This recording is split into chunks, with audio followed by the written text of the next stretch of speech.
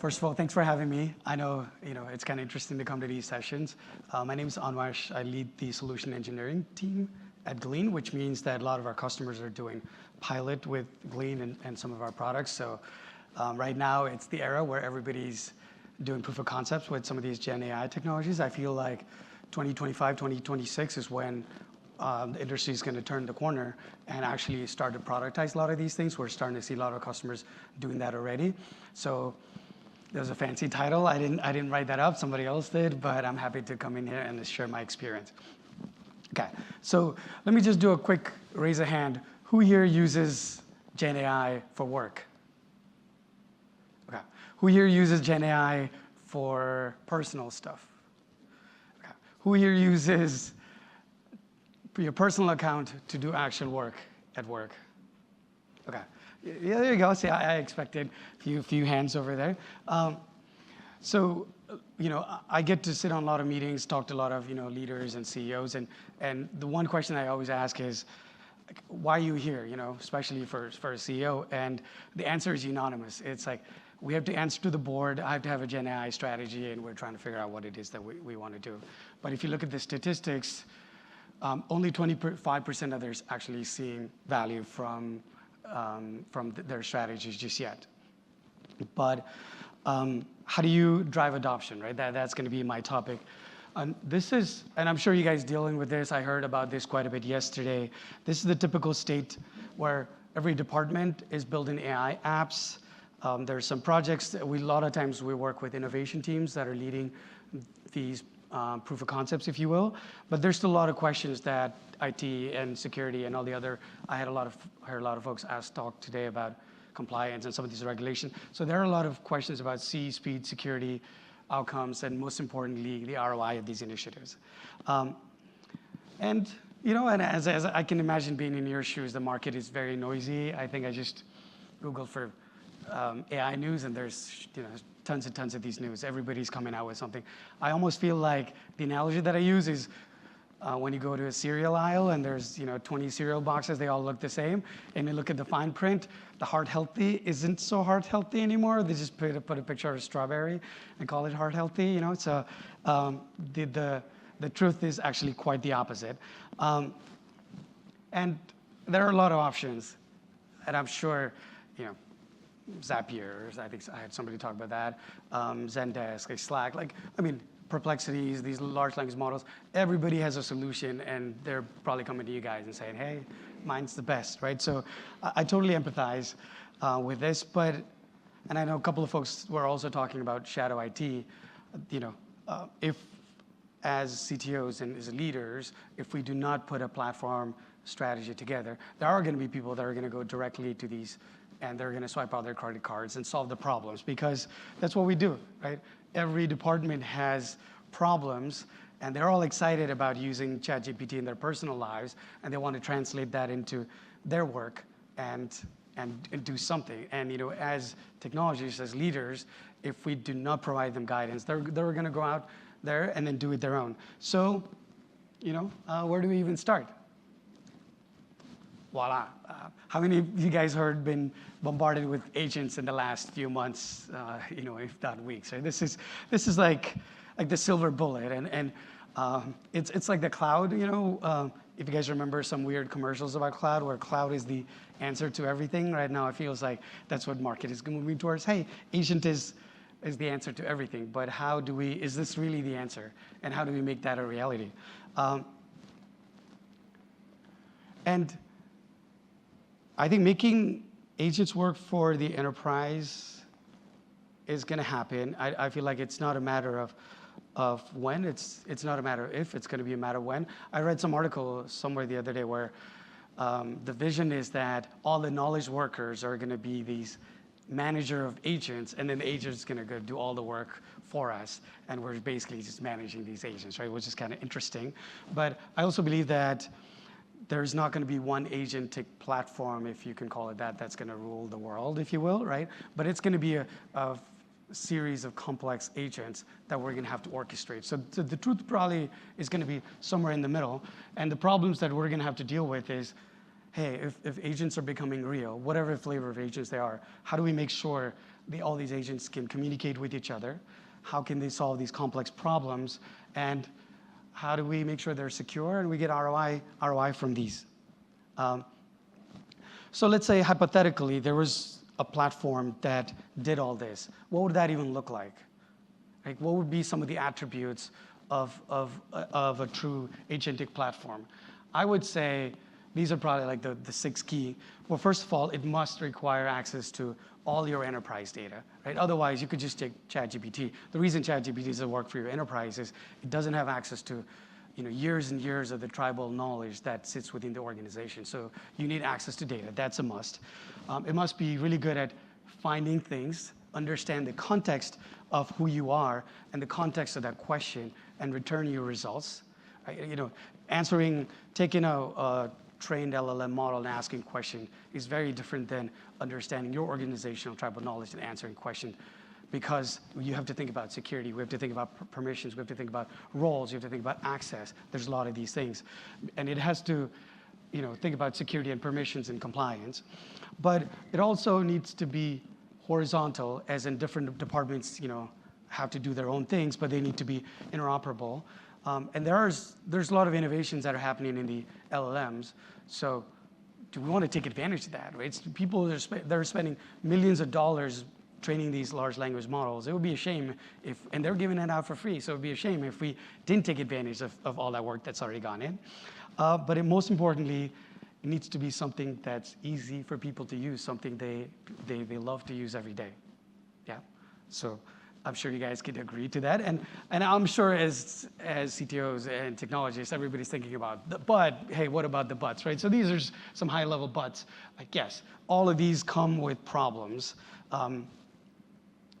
Yeah, okay. For the sake of time, I'm going to skip through this. But not if I could wave a magic wand and give you a solution, we still have to solve versus this. Maybe I'll talk about the last one where I do work with a lot of customers where they're like, hey, we built something on our own, and that does this one thing for us, right? To build versus buy. I mean, you could actually build a RAG solution, in a matter of 20, 30 minutes these days. It is actually super easy to build this, and that's what a lot of folks are doing in the last 6 months. But how do we go and make it enterprise ready? How do you implement them?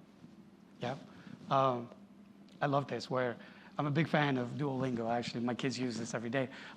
And the co-founder or CEO of Duolingo actually compared this with the mobile transformation, because whenever it was, I think 2012, when people were building websites and actually were building mobile to supplement the website, they went all in on their mobile-first strategy.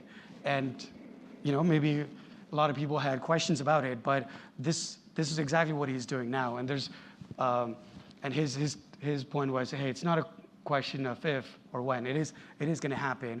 And he's making everybody justify why the next thing cannot be done with AI, with agents, before even hiring someone, right? And I call it a shock and awe approach. And we have actually customers doing that, believe it or not. Duolingo is a customer of ours. They've been using us for a little bit.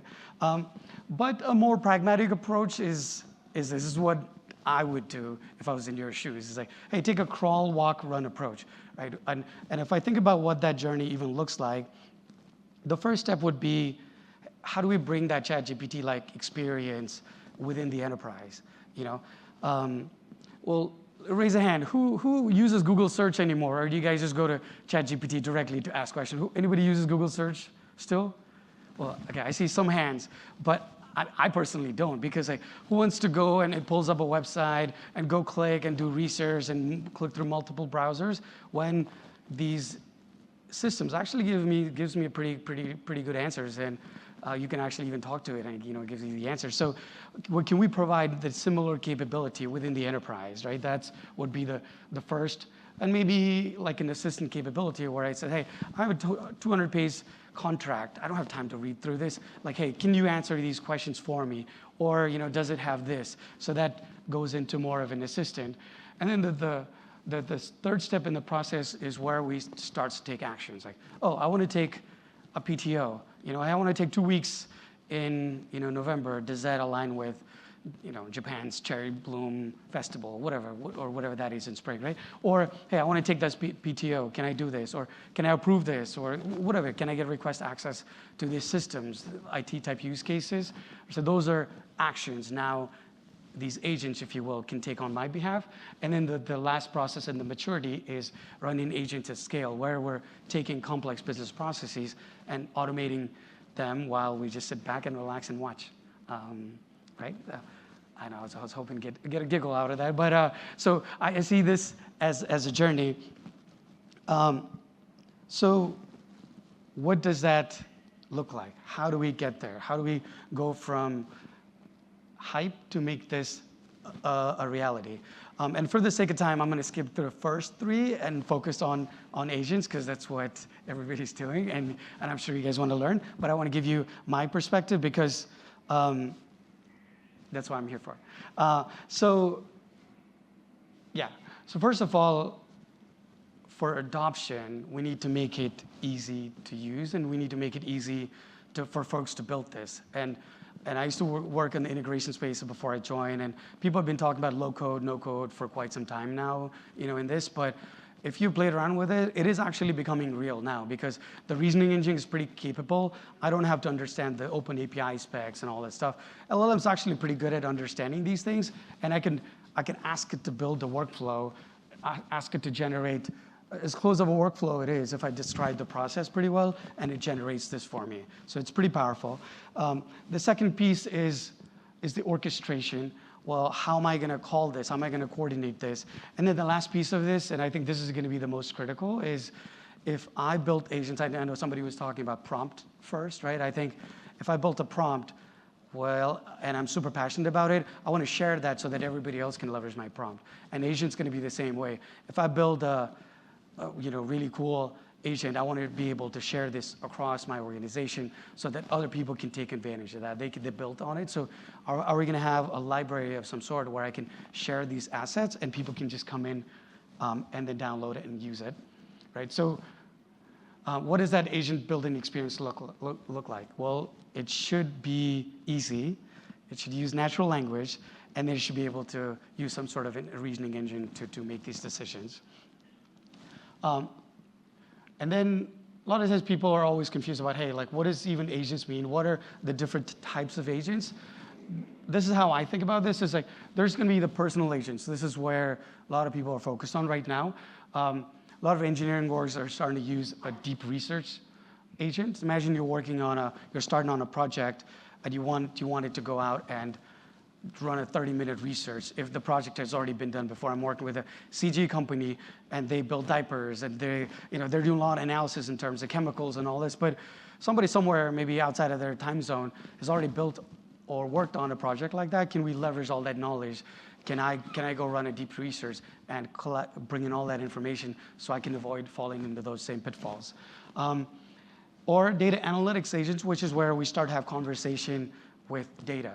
And this is becoming real. In fact, we had somebody from Databricks earlier. What if I have a report and I could just have a conversation and it starts to give me insights, right? This is becoming more and more real. And then finally, the business process agents.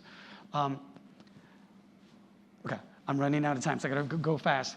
So I talked about agent library. I'm gonna move fast. So this is where I think of it as a dream team. There's gonna be a set of personal agents, and there's gonna be a set of business agents. Yeah, and if we could marry these together, I feel like our customers actually seen where employees can do the aspiration right now is 10x, the productivity, right? Or do we even get to a phase where, like the Duolingo gentleman, like where you get 100x the productivity? Like that's the aspiration. That's what these AI companies are working on. Like it's not about, and I'm sure there's a lot of skeptical in the room, but like the mandate from our engineering leadership and the CEO is like, hey, let's not focus on how can we make our customers 10x productive. We are focusing on how can we make them 100x productive, right? Will we get there? But that's the goal. So what do these personal agents look like? I think I talked about this, but like the first category is like, hey, let me just find you the information so that you can be more productive. That's the first category of the agents. And then But for me to find some stuff, right, I think this is why like build versus buy is a little bit difficult, because we need to think about who you are. We need to truly understand the personal knowledge graphs, because that fully understand, hey, this is your role, these are your OKRs. So when you're trying to work on these projects, does it really align your OKRs? Does it have the holistic knowledge of who you are, not just the task, the problem that you're trying to solve, right? And then, this is such a simple example, but like, I know I'm going through like a personal performance reviews. I think this is, yes. Is the next one? Okay, no, that was my last one. It's like, I have a team of 12, 13 people, and it would take me 2 weeks to go through their performance reviews. Someone built an agent that I downloaded from the library. Boom, I ran it. Like for everyone, it runs about 20 minutes. In about 2-3 hours, I just got done with all of them. Right? I mean, it's such a simple example, but such a powerful example, because it knows about every project that they worked on. It actually goes out and gets all this, and it knows me, and it knows my writing style, and it knows them and their style, and it does this. So it's just simple, but super powerful example. The second one, I think, is a take action, where I'm going to work, and if you have an executive assistant, what does the executive assistant do? They'll basically say, hey, Mr. Rajal, like, here's what your day looks like, blah, blah, blah. You met with Joe, here's the context. You're going to meet with A, B, and C, here's the context. Imagine you have a personal agent that gives you all that information. How much time would you save where you didn't have to go dig through all that stuff? How much more productive would you be? And these are not pie-in-the-sky use cases. These are real use cases that you get on day one if you downloaded these agents from the library. Right? So these things are becoming real. And a lot of it is also, because I know a lot of times when we think about these, we think about agents that's doing work in linear fashion, but they're not. Like, they have the ability to search, find and write information, know who you are, reflect on that, and then help you execute these complex steps. Right? And like, I know a simple example everybody can understand is, if you're in engineering, you get escalated. Well, during the troubleshooting process, there's a lot of context, the historical context that was probably executed. So what if I'm level 2 engineer and I get escalated, and it actually went out and did a lot of the research and presented me a timeline with everything that is, so I could just go and start taking action. How much time would that save me, right? So, okay, I'm gonna keep going, but so this example is what we're going to do. We have a booth there earlier, and everybody who's came in and you scanned your code, we get a data dump on their spreadsheet. We just run through our agent where we're going to say, okay, this is who you are, and we're going to do a world knowledge search and do a deep analysis and say, okay, this is Dustin O'Brien. Like, here's what he's going to care about. We create a POV, so when our business development folks reach out to you, the agent's done all the work. Right? And I mean, these, again, another example of this becoming massively real. Okay, I have 7 minutes left. I gotta go really fast. So to make the business agents real, so these are some examples, and I have like 5 more slides of these examples that we call them hero use cases. So we have a massive use cases that we are categorizing as hero or day 0 use cases where customers are solving for. And then the phase 1 use cases are sidekick use cases, right? And every time we talk to customers, they continue to push our limits to say, hey, can you do this? Can you do this? And well, we haven't thought about it yet, but let's figure it out. And we are solving these problems for our customers. Let's see. So I'll start with a very simple example for sales, which is something that everybody can understand. If I have a customer meeting and I'm going to them, well, I have a bunch of information in Salesforce. I have their product usage data that's stored in Snowflake. I have all their tickets in Zendesk, but there's tons of context within Slack and all these other conversation. Well, what if I could just say, hey, get me account snapshot, and it just brings everything in one soup. Right now, the salespeople can be super productive. In fact, okay, I'll skip the examples. So these are just some examples for sales rep where call preparation, you talk about building point of views, follow-up emails, Salesforce updates, case studies, competitive analysis. So for sales manager, getting caught up on this, like competitive insights, deal updates. This is just go crazy. I have like a few more of these. For engineering use case, one of the most ones that our engineers use is a PR reviewer. So if I'm about to publish my code, I could just have my peer review it, or I could just have my code reviewer actually review it, and it actually gets fed all the best practices and naming conventions and all the other issues, and it gives you a very thorough insight into, hey, these are the things you should be doing. Maybe you wrote the code really well, but these are our guidelines that you missed following, right? Generating documentation, again, the use cases keep on going. For engineering, onboarding assistant, for help desk, it's very similar. Ticket response, understanding knowledge articles. I'm going to keep on going. Contact center use case, understanding customer sentiments, live supports, having all that context. Right? Imagine getting all of these agents on day one, and I have a few other ones. Data security. I know there's a lot of concerns around oversharing of the data. I know a lot of people talk about like Copilot. So the world's like that's the reason we cannot take industry standard LLMs, because we need to think about permissions. We cannot just share everything. We cannot take all of your enterprise data and train the model, right? It needs to respect those permissions. For HR, there's screening resumes. It's such a simple example, but you have recruiters. They're basically just their full-time job is just screening resumes.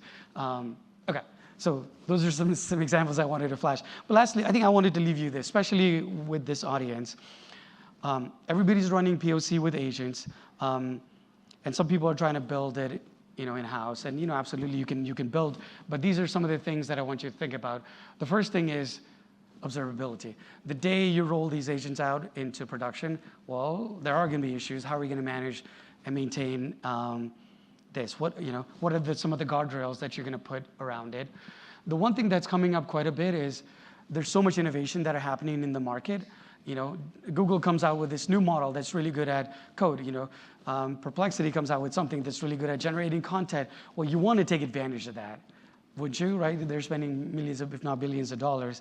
So there is going to be a multi-strategy. There has to be a multi-strategy if you don't want to get boxed in. So I highly encourage you to think about this. Especially policies and compliance are changing quite a bit, right? So as they change, can you plug and play these LLMs and not miss a beat on how you're solving the problem? And then, and what our customers are demanding is like, hey, I want to have like this idea of a per agent model choice. So what if you had a library of this model garden, and you could say, you know what, I don't even know what these agents are coming out with. There's so many choices. Have you go and figure out what model is best for the task that I'm trying to run, and just go use them, right? I was actually talking to a gentleman. They built their own custom GPT, and they were looking at us, and they said, hey, what was wrong with your product? Like, why did you want to switch? And they said, well, my biggest worry was, like, hey, someone writes a bad piece of code or some bad agent, and it just calls this open API and an infinite loop, and my bill racks up. So there's a lot of these other things that we have to think about, which this is what I mean by getting enterprise ready. So, or should I still have some security piece? We want to do all of this without compromising security, right? And I think that's the last piece I'll leave you with is we have to do all this, and I'm sure there's some banking customers earlier, you're already thinking about this. We do have some customers that are moving fast and breaking things, but we do have a lot of customers that are pushing our limits to say, hey, we have to think about this. Compliance and security is top of mind for everyone. So we have a couple of capabilities that support it. But if there's, and I've tried to keep this presentation somewhat vendor agnostic, because it's not about Glean or about Copilot, about this one thing. It's about the approach, right? And if there's one thing I want you to take back from my presentation, I think this is my last slide, is agents are coming, as much as we hate it. It's not a matter of if, but it's a matter of when. And as CTOs, as leaders, we have to take a platform approach to this. And I love the Duolingo analogy. It's like when he made a bet on mobile first, and that paid a lot of dividend. Folks who do not bet on AI and agents are going to fall behind. But these are the three things I want you to think about is, number one, access to data. Access to data will be critical. And if we can provide access to data safely and securely, that is going to be number one. The second key is going to be around personalization. There is no one agent that fits all. Right? Even if you're doing the same task for different people, it is going to mean different things. And LLMs are not going to understand it. If somebody in marketing says PR, they're talking about press release, not pull request, right? So personalization, that's important. And then the last thing is, we haven't run into yet, but interoperability is going to be key. So you don't want to be boxed in. You want to take advantage of agents. There is going to be most likely multiple agents that multiple departments are going to be building, and we are going to have to support that. So I think it's better to have a more platform approach to handle this rather than have to retrofit this, after it's all said and done. Okay, so I'll leave you with this. I know we do have a booth. If you have any questions, I had a lot of stuff I wanted to cover. In hindsight, maybe it wasn't the best idea, but it's lunch. Swing by our booth. I'm happy to answer any questions. But these are some real results our customers are seeing, and we actually have a lot of customers running a lot of agents. And I know they're for the skepticals in the room. Happy to have a conversation on how we can work together if we can. Thank you very much.